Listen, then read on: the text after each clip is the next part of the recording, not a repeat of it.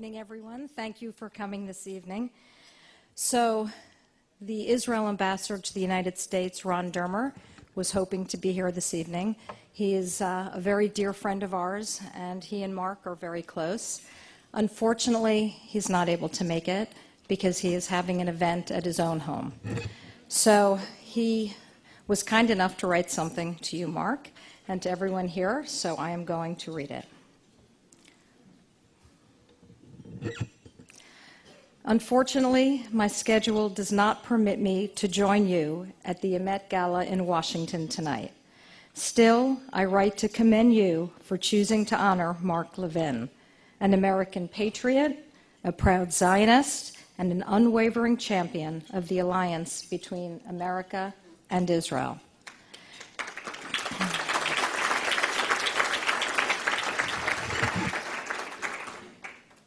As you all know, Mark's influence extends well beyond having one of America's most popular radio shows.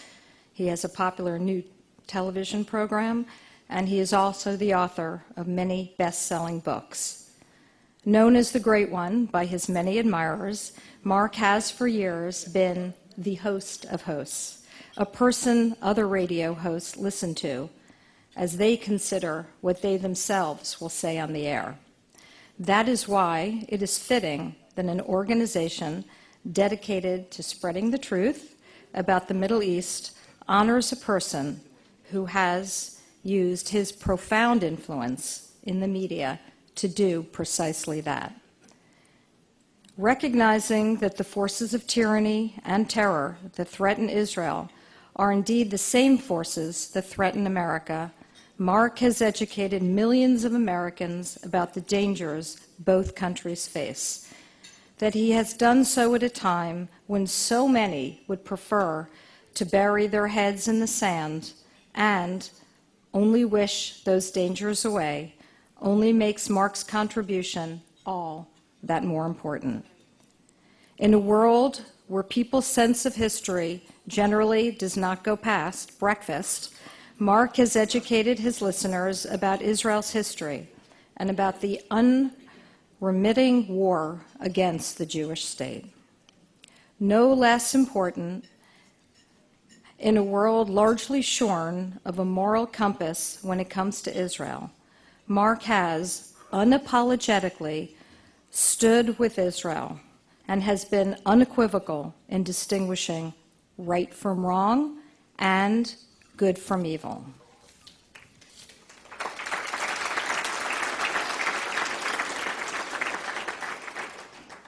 By championing an America anchored in the vision of its founding fathers, Mark has helped strengthen Israel. Like all democracies, Israel owes a profound debt of gratitude to America for safeguarding liberty around the world. If freedom's flame does not burn brightly in America, its light will indeed dim across the world.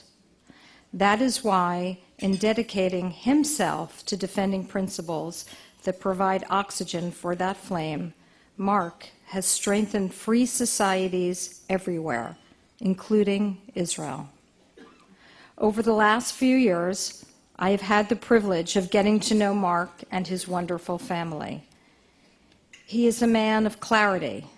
He is a man of conviction, of passion, of purpose, of depth and decency, who I consider a friend.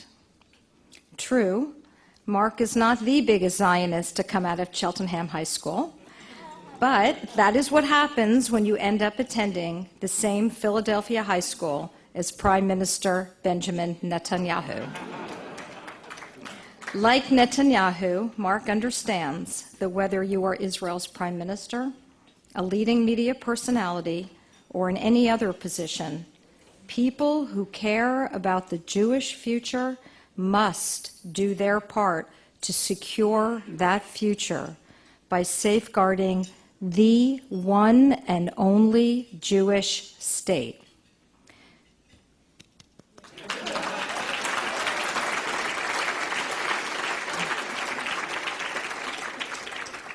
Mark Levin is certainly doing his part. May the Jewish people and the Jewish state continue to be blessed by having the Great One on our side for decades and decades to come. Most sincerely, Ron Dermiter, Ambassador from the State of Israel to the United States of America.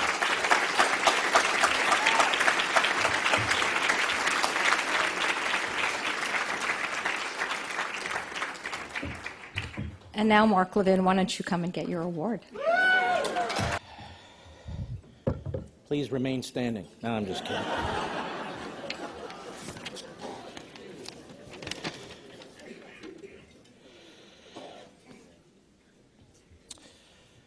Let me just say this.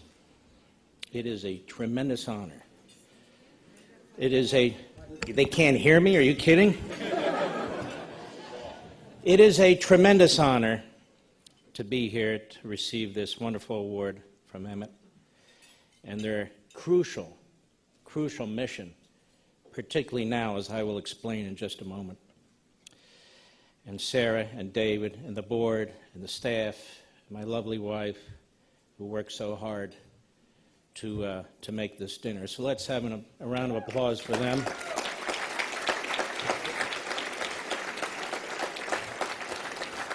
I really stand in the shoes of my stepson, David Milstein, who received an award last year, I believe it was. Yeah. Who is a tremendous patriot and supporter of Israel each and every day as he works on the staff of Senator Ted Cruz.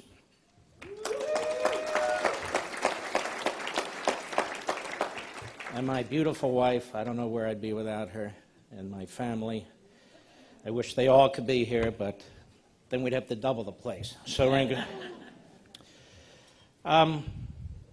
Sarah mentioned, but it requires repeating. The President of the United States, on behalf of the United States, has recognized Jerusalem as the capital of the State of Israel.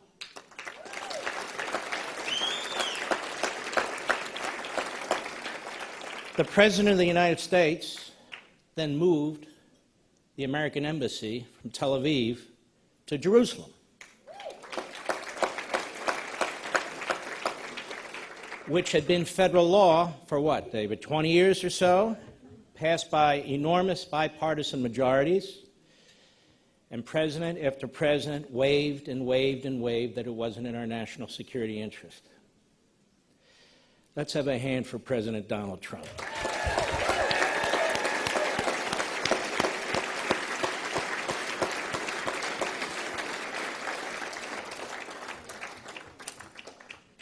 He's actually the greatest president that Israel has ever had in the United States.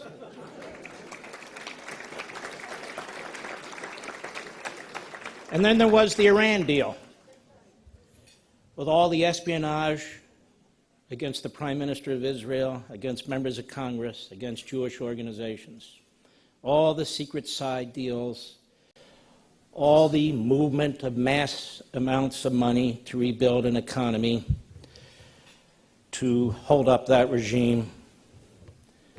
And then the president said, you know, I've seen this long enough, and he scrapped the deal. That's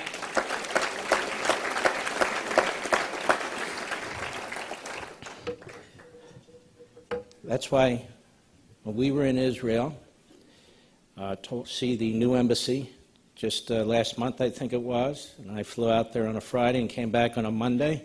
I don't know how these ambassadors do it, but that's what they do. To watch that event. And I don't think people in this country, including Jews in America, understand just how loved this president is in the state of Israel. Because for Jews in Israel, it's life and death. For Jews in America, it's an observation. Now, it wasn't just President Trump. It was Prime Minister Netanyahu, who I consider the greatest prime minister in the history of Israel.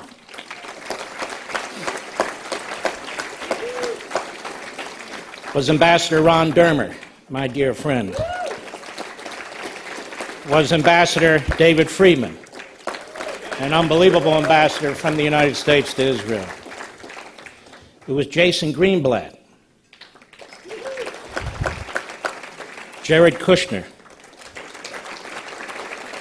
and, often working behind the scenes, Vice President Pence. This was a monumental reversal of what had taken place the prior 8 years, in fact, the prior 30 years. A monumental reversal that may be difficult for people to digest, but over time you really need to digest it. It's absolutely remarkable. You know, my first time in Israel was May of last year. Last year. My wife dragged me there. And she said, no, you're going no matter what. I said, I got this to do, you're going. In fact, the whole family went. There were 11 of us. We were the wandering Jews in the home of the Jews. And so I said, okay, we need an armed guard. So we had an armed guard. And I go, what the hell do we have an armed guard for? You don't need an armed guard. But we did. And we were in our little bus going all over the state of Israel, and we saw many unbelievable things. You touch places that are 3,500 years old. And you don't have to be a textualist when it comes to the Bible, but there are really things there that are in the Bible. It's quite remarkable. And people say, you know, it does change your life. It actually does change your life. And not just for Jews, for Christians too. And I did a radio show from there for 3 days, actually, and had some magnificent people. Natan Sharansky, I had Dory Gold, I had others. And it was a big hit in the United States. And I really do feel that my patriotism for this country, which I got from my parents, overlaps with my patriotism for Israel, which I also got from my parents. And the values, the belief systems, the principles are absolutely identical. When people say, you can't create a democracy in the Middle East, I say, we have one in the Middle East. Now, the last time I was in Israel, last month, and watched the new embassy open, the spirit there was unbelievable. And there were 100,000 people marching in Israel because it was the anniversary of the country as well as the new embassy. And it was just magnificent. And I might say, not just Jews, Israeli Arabs too. Every taxi I got into, the Israeli Arabs were talking up Israel. And it was a magnificent thing. And then I was flying back to the United States, and I had to come through, unfortunately, Boston, and stopped over at Boston. Then I really felt like I was in foreign territory. And I decided to take out my iPhone, and I started looking at my iPhone, and the contempt and fury growing within me was quite incredible. Hamas was rushing the border on Gaza with Israel. I saw that border with my own two eyes. I know what goes on in that border with my own two eyes. And the way the media in this country were reporting it, almost to an outlet, was disgusting. You would have thought, let's have an applause for the disgusting media. Now, you would have thought that the Israelis were the perpetrators. You would have thought that they had IDF sharpshooters there trying to kill babies. And I kept listening to it, and one sounded just like the other, parroting, and they didn't know a thing. They're sitting here in the United States reporting on what they want to report on. And of course, Hamas is using women and children, using babies for PR. You know, the head of Hamas and his generals, they're not on the front line. It's women and children first when it comes to the terrorists. Because they know that the world media, and particularly the American media, will gobble this up and undermine the state of Israel and its ability to defend itself. And all I heard was about these IDF sharpshooters and IDF sharpshooters, and I said, if this were Erdogan in Turkey, there'd be tanks and bazookas and F-16s strafing the place, or any other of those countries in the Middle East, and half of them in Europe. Those sharpshooters were there to try and reduce the amount of human carnage, not to create human carnage when they had 50,000 people lined up on the border trying to rush into the country, and everybody knew why, and everybody knew who was behind it. So I couldn't wait to get back on the radio, because I said, we got to do as little as we can, as little as we are compared to the media. We have to do all we can to push back. And I made the point about what was taking place, and I said, you, the American media, you have blood on your hands. You have blood on your hands, the way you report these stories, the way you play into Hamas's hands.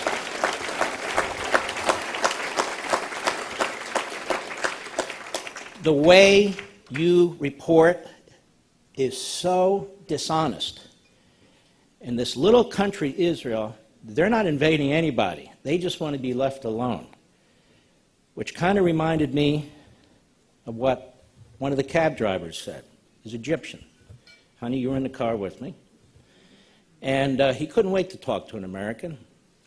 And he'd lived in Israel for 35 years, and he was Muslim. And he said, the Palestinians don't understand. If they would be friends with Israel, the Jews would give them everything. Everything. He said, but we understand. And we love Israel, and he loves Israel. I thought about what I was hearing and what I said on the radio that day, and I thought about it driving in here in massive traffic. Anybody here from Maryland, by the way? Well, why don't you know how to drive?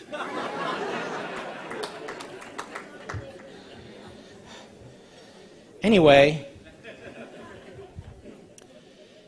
I thought Israel has a lot of enemies. Israel has a lot of enemies, and among them are most of the American media. It's just the way it is, and we just have to fight that. And one of the reasons Emet is so crucial and so vital is its mission is to educate people. It's to educate policymakers. It's educated me, and of course I think I know everything, but it's educated me. And I want to strongly encourage you to continue to support it as it undertakes its mission. You know, you might think the job is done. You see what's going on our college campuses today? Anti-Semitism is not only on the rise, it's there. This is a nonprofit organization. I'm trying to figure out how best to say this. This is me speaking, not anybody else. I see the rise of anti-Zionism within one of our major political parties, the Democrat Party. That doesn't mean all Democrats are that way by any means. It just means too many are, in my humble opinion, and many of them are on Capitol Hill. Again, I'm just speaking for myself. I can name them, but I won't. I can listen tomorrow. I can... the idea that they supported the Iran deal and then pretty much trashed this president when he rejected this deal is really remarkable to me, absolutely stunning to me. So Emet's work has just begun, and they need our support to spread the word while we're doing the other things that we do. And I want to congratulate all the other honorees. I want to congratulate Emet for another magnificent dinner, and I want to thank each and every one of you, family, friend, colleague, stranger, for coming. God bless you and thank you.